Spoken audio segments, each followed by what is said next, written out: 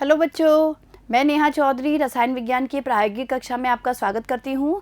देखिए बच्चों, कार्बनिक यौगिकों के विरचन के बारे में हम पढ़ चुके हैं और आज हम लोग बात करेंगे कार्बोहाइड्रेट के परीक्षण के बारे में। यानी हमें जो भी यौगिक दिया हुआ होता है उस यौगिक में हम किस तरीके से कार्बोहाइड्रेट का परीक्षण करते हैं। तो देखिए ध्यान दीजिएगा बच्चों, प्रयोग 26 है और उद्देश्य क्या हो गया, दिए गए यौगिक में अपचायी शर्करा का परीक्षण करना। देखिए बच्चों, अपचायी शर्करा यानी कार्बोहाइड्रेट की बात हो रही है और कैसे कार्बोहाइड्रेट की, यह हम बोल सकते हैं कैसी शर्करा की बात हो रही है, अपचायी शर्करा की। यानी किस तरीके से हम अपचायी शर्करा को पता करते हैं उसका प्रयोग है ये। तो देखिए दिए गए यौगिक में अपचायी शर्करा का परीक्षण करना। आवश्यक सामग्री देखिए, परख नलियाँ, परख नली स्टैंड, परख नली होल्डर, बीकर, जल ऊष्मक, बुनसन बर्नर, फैलिंग विलयन ए एवं बी, सांद्र H2SO4, बेनेडिक्ट विलयन और 1 नेफ्थोल का 1% एल्कोहली विलयन। ठीक है, ये हमारी क्या हो गई, आवश्यक सामग्री हो गई।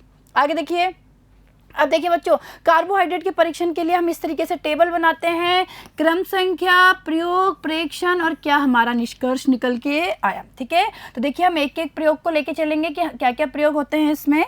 देखिए बच्चों, पहला देखिए, यौगिक प्लस 1 नेफ्थोल का 1% एल्कोहली विलयन प्लस दीवार के सहारे सांद्र H2SO4 डालने पर। यानी देखिए हम क्या करते हैं, यौगिक लेते हैं, यानी जो भी हमें यौगिक दिया गया है उसमें हम 1 नेफ्थोल का 1% एल्कोहली विलयन डालते हैं, जिसे मौलिश अभिकर्मक भी कहते हैं। देखिए जो ध्यान दीजिएगा, जो ये 1 नेफ्थोल का 1% एल्कोहली विलयन है इसे मौलिश अभिकर्मक कहते हैं और इस परीक्षण को मौलिश परीक्षण भी कहा जाता है। तो हम क्या करेंगे, यौगिक में 1 नेफ्थोल का 1% एल्कोहली विलयन डालेंगे और फिर दीवार के सहारे सारे सांद्र H2SO4 डालेंगे। क्या होगा, दोनों द्रवों के मिलने के स्थान पर लाल बैंगनी वलय बन जाती है, यानी कार्बोहाइड्रेट हमारा क्या है, उपस्थित है।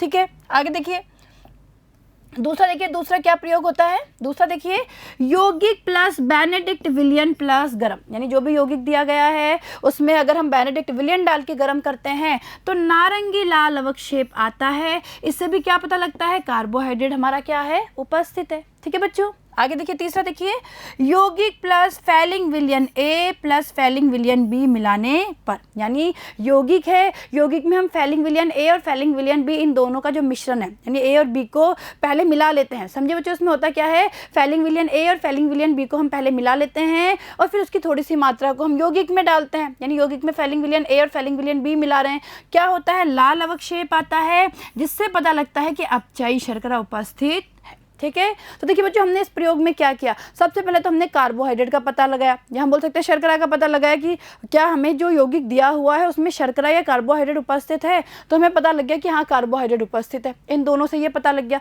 अब वो जो उपस्थित है वो कैसा है, अपचायी है या अनअपचायी है, उसके लिए हमने ये वाला प्रयोग लगाया, यानी ये वाला प्रयोग लगाते हैं और इस प्रयोग को लगाने पर लाल अवक्षेप आता है तो पता लग जाता है कि अपचायी शर्करा उपस्थित है। क्लियर है, आई बात समझ में। आगे देखिए, तो देखिए परिणाम क्या हो गया, परिणाम हो गया दिए गए यौगिक में अपचायी शर्करा उपस्थित है। सीधा सीधा ये हमारा परिणाम निकल के आ गया। तो ये आपको समझ में आया होगा कि कार्बोहाइड्रेट के परीक्षण के लिए हम क्या क्या टेस्ट लगाते हैं। तो देखिए बच्चों, अब लैब में चलते हैं और कार्बोहाइड्रेट के इस परीक्षण को समझ लेते हैं।